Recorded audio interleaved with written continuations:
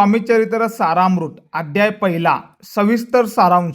ब्रह्मांड नायक अक्कलकोट निवासी श्री स्वामी समर्थ महाराज नक्की कोठून आले, त्यांचा अवतार कसा झाला आणि छेलीखेडी गावात जेव्हा ते पहिल्यांदा प्रकट झाले तेव्हा नक्की काय घडलं होतं, आजपासून आपण सुरू करत आहोत स्वामी चरित्राचा तो दैवी प्रवास जो तुमच्या आयुष्यातील सर्व संकटांना कमी करून टाकेल.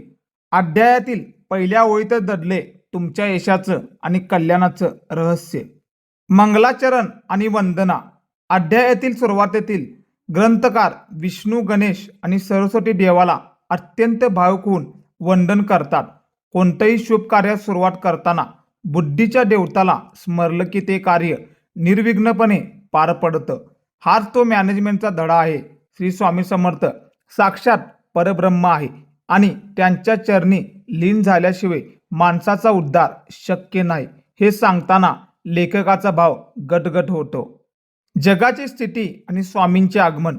जेव्हा पृथ्वीवर अधर्म वाढतो, लोक नीतिमत्ता विसरतात आणि संकट चहूबाजूनं वाढतात, तेव्हा साक्षात ईश्वर मानवी रूपात अवतार घेतात.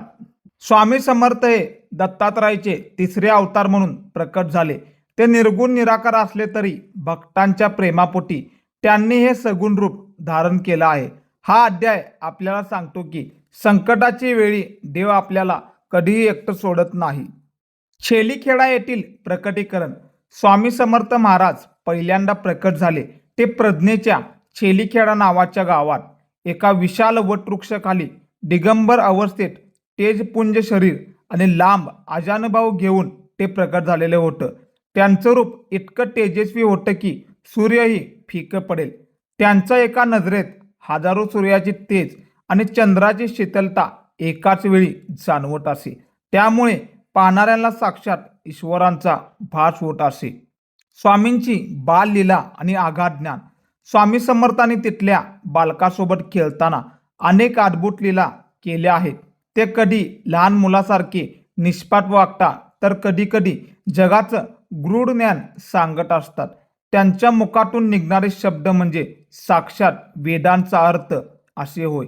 तिथल्या साध्या भोळ्या लोकांना सुरुवातीला काही समजलेलं नव्हतं, पण हळूहळू त्यांना उमजलं की ही कोपी साधा साधू नसून साक्षात दत्तात्रयाचा अवतार आपल्या अंगणात खेळतोय. सुरुवातीच्या काळात स्वामी खूप बोलत असतात, पण त्यांचं मौनाचं खूप काही सांगून जाते. त्यांच्या त्या करड्या पण प्रेमळ नजरेत भक्तांची जन्मोजन्मांचे पाप जळून खाक होते. भिवू नकोस, मी तुझ्या पाठीशी आहे. या ब्रीदवाक्याचे बीज जणू याच पहिल्या अध्यायात पेरले आहे. जे भक्त स्वामींचे चरणाशी आले आहेत त्यांच्या आयुष्यातील दुःखाचा कायमचा संपलेला आहे. गुरुपरंपरा. दत्तात्रयाचा अवतार.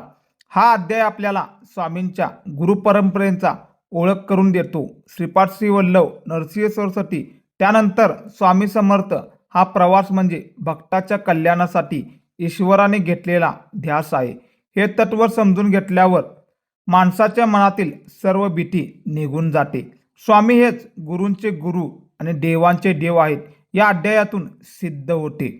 छेलीखेडी सोडल्यानंतर स्वामींचा प्रवास मंगळवेढ्याकडे सुरू झालेला होता, पण जाताना त्यांनी त्या मातीत आपली शक्ती सोडली होती. या अध्यायातून वर्णन केले की जो कोणी हा भाग श्रद्धेने ऐकल त्याचे बुद्धीचा विकास होईल. तुमच्या व्यवसायातील किंवा नोकरीतील जे काही अडथळे असतील ते स्वामींच्या या नामस्मरणाने एका क्षणात दूर होतील. हा विश्वास या अध्यायातून मिळतच असतो.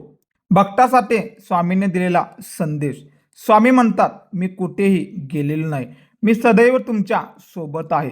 हा पहिला अध्याय वाचल्याने किंवा ऐकल्याने मनातील संशय दूर होतो आणि कामात कन्सन्ट्रेशन वाढत जातं.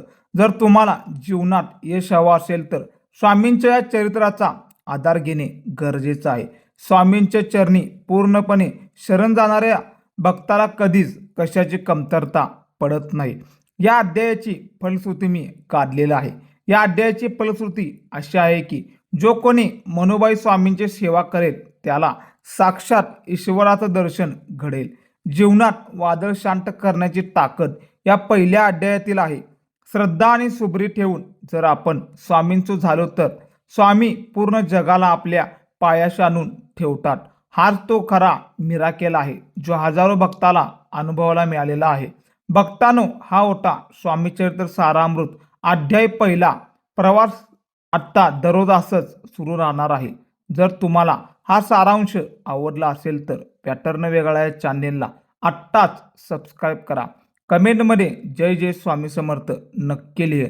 उद्या आपण पाहणार आहोत अध्याय दुसरा, जिथे स्वामींची लीला अजून घडत होत आहेत. तोपर्यंत श्री स्वामी समर्थ.